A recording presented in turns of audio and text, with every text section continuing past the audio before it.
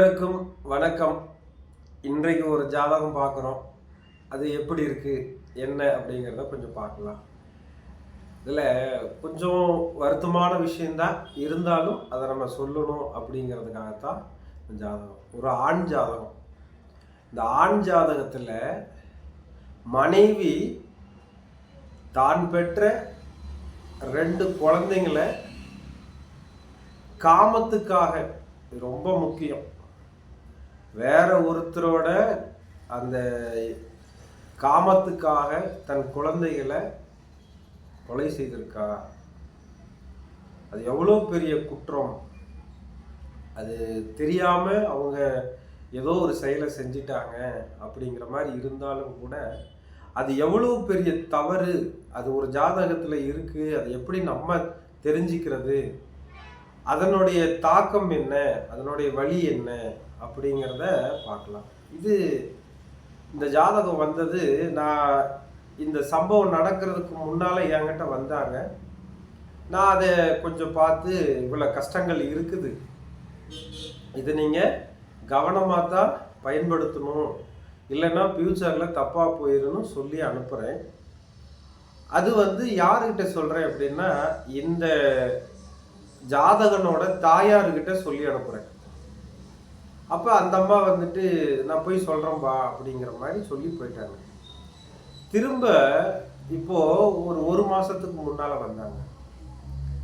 இந்த ஜாதகத்தையே கொடுக்குறாங்க, எப்படி இருக்குது பாருங்க அப்படின்ட்டு. நான் என்னம்மா சொல்கிறது, அன்னைக்கே சொல்லிட்டேனே, இது இவ்வளோ கஷ்டமான ஜாதகம். ஏன்னா இது இன்னைக்கு நடைமுறையில் அது சரியாக இல்லை, இன்னும் கூட குறைய 1 வருஷம் தொந்தரவு இருக்குது, கொஞ்சம் கவனமாக பார்த்து இருக்க சொல்லுங்கள், அன்னைக்கு சொன்னதான் இன்னைக்கு சொல்கிறேன் அப்படின்னு சொல்லி அனுப்பினேன். அந்த அம்மா என்னப்பா அப்படி சொல்கிறேங்கிற மாதிரி பேசிட்டு அதுக்கப்புறம் தான் விளக்கம் தராங்க. நாங்கள் டிவி பத்திரிக்கை எல்லாம் எங்கள் ஜீவனம் கெட்டுப்போச்சு, பொழப்பு கெட்டுப்போச்சு, எல்லாம் கஷ்டப்பட்டுட்டோம், இதுக்கு மேலேயும் எப்படி இருக்குது அப்படின்னு பார்க்கறதுக்கு தான் வந்தேன், நீங்கள் சொன்ன மாதிரி எல்லா கஷ்டத்தையும் அனுபவிச்சோன்னு சொல்லி அழுதாங்க. எனக்கு மனசு தாங்கலை. அந்த சொன்ன வார்த்தைகள், அந்த நடைமுறையெல்லாம் கேட்டுட்டு அப்படியே அந்த நிமிஷமே அப்பாயின்மெண்ட் எல்லாம் க்ளோஸ் பண்ணிட்டு வீட்டுக்கு போயிட்டேன். ஆஃபீஸில் ஜாதகம் பார்க்க முடியல. ஏன்னா அந்த அளவுக்கு ஒரு வலி. என்னப்பா நம்ம இவ்வளோ சொல்லி கொடுத்தும் தப்பாக போயிடுச்சே. அது கஸ்டமர் தாங்க நமக்கு சோறு ஓடுறாங்க. நான் அதில் ரொம்ப கவனமாக சொல்லுவேன். நம்ம இங்கே சொல்கிற வகையில் ஒரு கஸ்டமர் இல்லைன்னா நான் இல்லை. அந்த கஸ்டமருக்காகத்தான் நம்ம உழைக்கிறோம். அந்த கஸ்டமர் நமக்காக ஜீவனத்துக்காக பைசா கொடுக்குறாங்க, அதை வச்சு தான் ஜீவனம் பண்ணுறோம். அந்த இடத்துல நான் ரொம்ப வருத்தப்பட்ட நிமிஷம் அதான். இந்த என்ன ஜாதகம்னு பாருங்க. இந்த ஜாதகத்தில் ஒரு அமைப்பை சொல்கிறேன். மகர லக்னம் 19 டிகிரியில் லக்ன புள்ளி, 6 டிகிரியில் சனி 2ல், 3ல் சுக்கிரன் 29 டிகிரியில், அதேமாதிரி 5ல் சூரியனும் கேதுவும். சூரியன் 14 டிகிரி, கேது 18 டிகிரி. அடுத்து புதன் 0 இருக்கார், அது மிதுனத்தில். செவ்வாய் பார்த்தீங்கன்னா கடகத்தில் 22 டிகிரி, சந்திரன் சிம்மத்தில் 27 டிகிரி, குரு கன்னியில் 11 டிகிரி வக்ரமாக இருக்கார், ராகு 18 டிகிரி, இது விருச்சகத்தில். இந்த ஜாதகத்துக்கு என்ன அப்படி சூழல் வருது அப்படின்னு பார்த்தீங்கன்னா, இப்போ நம்ம பொதுவாக பார்க்குறப்ப என்ன தோணும், இப்போ இவருக்கு ராகு திசையில் புதன் புத்தி போகுது. ராகு திசை எங்கே இருக்குது, இந்த லக்னத்துக்கு பாதகத்தில் 11ல் இருக்குது. 18 டிகிரிங்கிற போது சனி சாரம், லக்னாதிபதி சாரம், லக்னத்துக்கு 2ல் சனி இருக்காரு. சரி, ஓகே, சமாதானம் பண்ணிக்கிட்டோம். புதன் புத்தி நடக்குது. இந்த லக்னத்துக்கு 6க்கு உடையவர், செவ்வாய் சாரத்தில் 4க்கும் பாதகத்துக்கு உடையவர் 7ஆம் இடத்துல இருந்து புத்தி நடத்துறாரு. சரி, அந்த புத்திநாதனுக்கு சாரம் கொடுத்தவர் 7ல் இருக்கார். அப்போ என்ன சொல்றேன், இந்த 7ஆம் இடத்துக்கு பொதுவாக செவ்வாய் இருக்காரு, ஆனால் சந்திரன் 7ஆம் வீட்டதிபதி இல்லைங்களா, அவரு சூரிய சாரம். சூரியனும் கேதுவும் பாருங்க சந்திர சாரம், ரோகிணி நட்சத்திரத்தில் இருக்காங்க. அப்போ என்ன சொல்கிறேன், எல்லாம் 7ஆம் இடம் சார்ந்தே விஷயம் இருக்குது. இந்த பொண்ணை கொஞ்சம் உங்கள் வீட்டு மருமகளை கொஞ்சம் சமாதானமாக படுத்தி இருக்க சொல்லுங்கள். சில விஷயங்களில் தப்பு நடக்க போகிறது, அது வழியாக கவனமாக இருக்கணும் அப்படின்னு. அது சொல்லும் போது இந்த பொண்ணு கோவப்படுதுங்க, சண்டை போடுதுங்க அப்படிங்கிற மாதிரி பேசினாங்க. இருந்தாலும் பரவாயில்லாம சொல்லி புரிய வைங்க, இந்த ஜாதகத்தில் இந்த அமைப்பு இருந்தால் இந்த வேலையெல்லாம் செய்யும், கொஞ்சம் அதை நீங்கள் கவனமாக பார்த்து இருக்கணும் அப்படின்னு சொல்லுங்க அப்படின்னு நானும் சொல்கிறேன். அந்த அம்மாவும் சரிங்க நான் சொல்கிறேன்ட்டு போயிட்டாங்க ஃபஸ்ட்டில். அதுக்கப்புறம் வந்து சொன்னாங்க பாருங்க, இந்த 2 குழந்தைகளையும் கொண்டுட்டாங்க தண்ணி தொட்டியில் போட்டு வேற ஒருத்தருக்காக அப்படின்னாங்க. அந்த அமைப்பு ஏற்கனவே சொல்லி அமுட்டேன், இப்போ திரும்ப இருக்குதா அப்படின்னா இந்த ரூல்ஸ் பாருங்க. ஒரு சுக்கிரன் 29 டிகிரியில் மீனத்தில் இருக்கார். அப்போ அவரை நான் கடகத்தில் வச்சு பார்க்கும்போது திரிகோண ராசின்னு எடுக்கும்போது அதை நான் வந்து கடகத்தில் வச்சுப்பேன். வச்சுக்கிட்டா பின்னால் செவ்வாய், அது 22 டிகிரியில், அதுக்கு பின்னால் ராகு இருக்குது. ராகு பற்றி பிரச்சனை இல்லை, ஆனால் ராகுவை கடந்து வந்த செவ்வாய். செவ்வாய்க்கு அடுத்தது சுக்கிரன். சுக்கிரனுக்கு அடுத்ததாக வர்றது 27 டிகிரியில் சந்திரன் தான் வராரு. அப்போது ஒரு கிரகத்துக்கு முன்னும் பின்னும் இருக்கிற கிரகம் தான் ரொம்ப தீர்மானிக்குது. அப்போ அந்த செவ்வாயை கடந்து வந்த சுக்கிரன், சுக்கிரனுக்கு அடுத்தது சந்திரன். ஏற்கனவே சொல்லியிருக்கேன், சுக்கிரனுக்கு அப்புறம் சந்திரன் வந்தா அந்த பொண்ணு கொஞ்சம் இல்லீகலாக பிஹேவ் பண்ணும், அந்த கணவருக்கு கொடுக்க முடியாத சில விஷயங்களை இந்த பொண்ணு வேற ஒருத்தருக்கு தரும் அப்படிங்கிற மாதிரியான கணக்கு. இதில் அடுத்தது பாருங்க, குரு வக்கரமாயி. ஏன்னா நம்ம ஜாதகத்தில் குரு தான் ஜாதகம் எடுத்தால் வக்கரமாயி இந்த சந்திரனை நோக்கி போகுது. இப்போ ஆண் பையனுக்கு வந்து ஒரு ஆணுக்கு வந்து சந்திரன் நோக்கி போகிறது அப்படின்னா 7ஆம் அதிபதி அப்படின்னா 2 விஷயத்தை எடுத்துக்கலாம். சந்திரன்னா குழந்தை பெற்ற பின்னாலன்னு ஒரு கான்செப்ட் இருக்கு. அப்போ தாயாருங்கிற ஒரு கான்செப்ட் வந்துடுது. இப்போ இந்த பையன் குழந்தை பெற்றுக்கிட்ட பின்னால சூரியனா மாறுறான். அப்போ இங்கே சூரியன் பாருங்க, இந்த ஜாதகத்துக்கு 7ஆம் இடத்துக்கு பாதகத்தில் இருக்குது, சந்திரனுக்கு 10ஆம் இடத்துல இருக்குது, சந்திரசாரம் வாங்கி. அப்போ இதுதான் இருக்கிறதுலேயே ஒரு மோசமான அமைப்பு.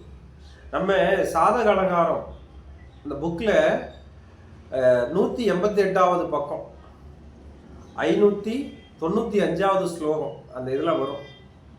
அதில் பார்த்தீங்கன்னா லக்னத்துக்கு 5ல் சூரியனும் கேதுவும் சேர்ந்து நின்னா குழந்தைங்க இல்லை, குழந்தைங்களால தோஷம் வரும் அப்படிங்கிற மாதிரி சொல்லியிருப்பாங்க.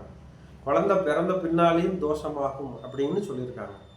நான் அந்த புக்கு அப்போ தான் கொஞ்சம் கொஞ்சமாக ஒன்று ஒன்றா படித்து பார்க்கும்போது தான் தெரிஞ்சுது.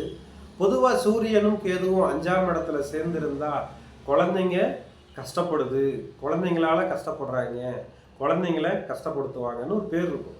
ஆனால் அது குழந்தைங்கள கவனமாக வளர்த்துக்குங்க, கொஞ்சம் சரியாக பார்த்து பயன்படுத்துங்கன்னு நான் சொல்லுவேன்.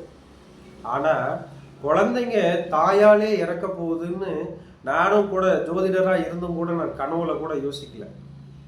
ஏன்னா பெத்த குழந்தைய யாரா கொள்ளுவாங்களா அப்படிங்கிற ஒரு சிந்தனையில தான் நான் நல்ல நோக்கத்தோடு தான் நம்ம பார்க்க முடியும். ஆனால் இங்கே நடந்திருக்கு, அதுதான் நானும் யோசித்தேன். சந்திரனுக்கு 10ஆம் இடத்தில் சூரியனும் கேதுவும், ஏன்னா 7ஆம் அதிபதி சந்திரன், சந்திரனுக்கு 10ல் சூரியனும் கேதுவும். ஆனால் இந்த தம்பிக்கு 5ஆம் இடத்துல இருக்காங்க. 5ஆம் அதிபதியோ உச்ச பலத்தில் இருந்தாலும் கூட ரேவதி நட்சத்திரம் 4ஆம் காலில் 29 டிகிரியில் இருக்காரு, கண்டாந்த நட்சத்திரம். அப்போது இவர் யோகாதிபதியும் இந்த ஜாதகத்துக்கு, ஏன்னா 5க்கும் 10க்கும் உடைய யோகாதிபதி சுக்கிரன், அவர் 3ல் இருக்காரு. ஆனால் புதன் சாரம், புதன் ஆட்சி பலமாக இருந்தாலும் அவரும் பாருங்க 6க்கும் 9க்கும் உடையவர். அப்போதான் யோசனை பண்ணேன், என்னதான் உச்சகிரகமாக இருந்தாலும் ராகுவை கடந்து போன சுக்கிரன், ராகுவை கடந்து போன சுக்கிரன் நாடி விதிகள்ல. அப்போ இந்த இடத்துல இருக்கிறது புதனும் 6ஆம் இடத்துல இருக்காரு. அப்ப 6ஆம் இடம் சண்டை சச்சரவு பிரச்சனைகளை வரும், அந்த அமைப்பையும் இங்க உருவாக்கி தருது.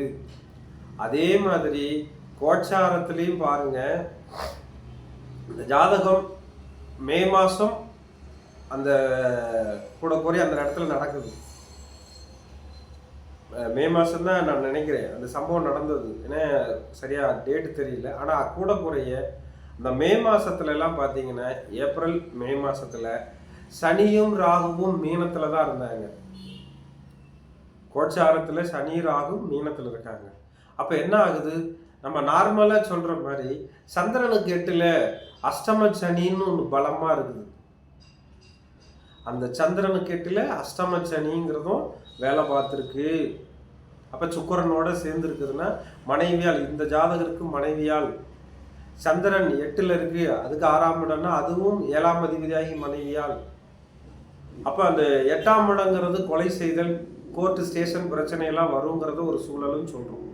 அந்த அமைப்பில் இந்த ஜாதகனுக்கு அதை ரொம்ப பாருங்க, கேது அது குருவை கடந்து போயிட்டு இருப்பார். கேதுன்னா பிளவு அப்படின்னு சொல்லியிருக்கோம். அவனுக்கு காலில் அடிபட்டு ஆப்ரேஷன் பண்ணி இப்போ அவன் ஒரு 3 மாதம் 4 மாதமாக ஹாஸ்பிட்டல்லே இருந்து அதுக்கப்புறம் ரெக்கவர் ஆகி வந்திருக்கான். அந்த பொண்ணும் அதே மாதிரி 3 மாதம் ஜெயிலில் இருந்துட்டு அதுக்கப்புறம் வெளியே வந்திருக்கு. இப்போ இந்த ஜாதகத்துல இந்த அமைப்பு இருக்குதா அப்படிங்கிறத எவ்வளவு அழகா சொல்றாங்க. இப்ப ஜாதகமே சொல்லுது. ஏன்னா 7ஆம் இடத்துக்கு பாதகம் சுக்கிரனும் கேதுவும், இந்த லக்னத்துக்கு 5ன்னா இந்த ஆண் ஜாதகத்துல அப்பட்டமா தெரியுது. ஆனா நம்ம அதை அனுபவப்பட்ட பின்னாலதான் இன்னும் அதிகமா புரியுது. நம்ம சொல்லும் போது என்ன சொன்ன, குழந்தைங்கள்லாம் கொஞ்சம் கவனமா பார்த்துக்குங்கம்மா, அந்த பொண்ணு பார்த்துக்காது, கோவப்படும், திட்டம் அப்படிங்கிற மாதிரி சொல்லி சமாதானப்படுத்திட்டேன். ஆனால் அதை கொலையும் செய்கிற அளவுக்கு போகும் அப்படின்னு எனக்கு தெரியாது. ஏன்னா நம்ம ஒத்துக்கலாம், மனசாட்சின்னு ஒன்று இருக்குது. ஆனால் அது நடந்த பின்னால் சொல்லும்போது இன்னும் அதிகமாக பயம் வருது. நம்ம இன்னும் ஜோசியம் கற்றுக்கணுமோ, இன்னும் நம்ம அதிகமாக அந்த நடைமுறையை பார்க்க வேண்டியிருக்கோ. ஏன்னா எந்த செகண்டில் எந்த அமைப்பில் எது உருவாகுது. நம்ம ஒருத்தர் ஜாதகம் வந்தால் ஓவராலாக எனக்கு தெரிஞ்ச அனுபவத்தில் வச்சுட்டு நம்ம அப்படி இப்படி சொல்கிறோம். ஆனால் இதில் பாருங்கள், 5ஆம் அதிபதி புதன் சாரம் வாங்கியிருக்கு. இந்த ஜாதகத்துக்கு புதனும் பாருங்கள் 9 கூடையவர் 6 கூடையவர் 6ல் இருக்கார். 6ல் இருந்தால் என்ன சொல்லுவோம், பொதுவாக சண்டை போட்டுப்பாங்க, சண்டை போட்டு கொஞ்சம் சங்கடமாக இருக்கும், பிரச்சனைகள் வரும், தொல்லைகள் வரும் தானே சொல்லுவோம். ஆனால் கொலை செய்கிற அளவுக்கு போயிருக்குன்னா அப்போ அந்த இடத்துல தான் நான் முடிவு பண்ணுறேன், சந்திரனுக்கு 8ல் ராகுவும் சனியும் சேர்ந்துருக்கு, சுக்கிரனோட சேர்ந்துருக்கு இந்த ஜாதகனுக்கு. அப்படின்னா அதான் பலமான தோஷமாக நான் கவனமாக பார்க்குறேன். அப்போ கோச்சாரம் ப்ளஸ் தசா புத்தி எல்லாத்தையும் நம்ம ஒரே இதில் செக் பண்ணி பார்க்கும்போது தான் உண்மைங்கிறது புலப்படுது. அப்போ இந்த அளவுக்கு ஒரு ஆய்வு ஜாதகம் இருக்குன்னா இதை எல்லாரும் பார்க்கணும், எல்லாரும் தெரிஞ்சுக்கணும்னு சொல்லி தான் இதை உங்களுக்கு தரேன். இதை உங்களுக்கு ஜாதகத்தையும் சைடில் தரேன். அனைவரும் செக் பண்ணி பாருங்க. நல்ல விதமாக நல்ல சூழலை உருவாக்குவோம். அடுத்த ஒரு புதிய ஒரு நல்ல ஒரு ஜாதகங்களோட திரும்பவும் உங்களை சந்திக்கிறேன். நன்றி, வணக்கம்.